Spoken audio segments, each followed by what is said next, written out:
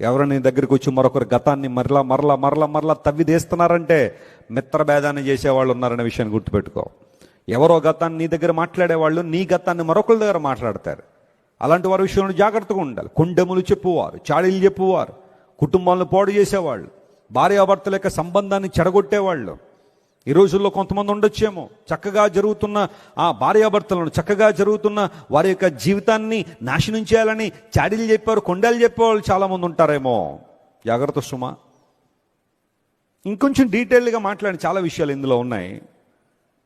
కొన్ని కుటుంబాలు పాడైపోవడానికి కారణం ఏంటంటే భార్యలు తమ భర్తను గురించి చెప్పకూడని విషయాలన్నీ కూడా లోకం అంతా చాటి చెబుతున్న కారణాన్ని బట్టే కుటుంబాలు మరలా కట్టబడ్డం లేదు. ఈ విషయాన్ని గుర్తుపెట్టుకోవాలి. అలా అని చెప్పి భర్త చేసే పనులను, అతడు చేస్తున్న అసభ్యమైన కార్యాలను దాచిపెట్టాలన్న ఉద్దేశం కాదు. కానీ జాగ్రత్త సుమా, నీ జ్ఞానం లేకపోతే ఆ విషయంలో కుటుంబం పాడైపోతుంది.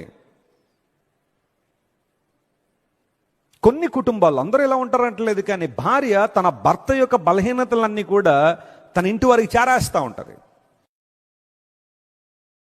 Download ShareChat.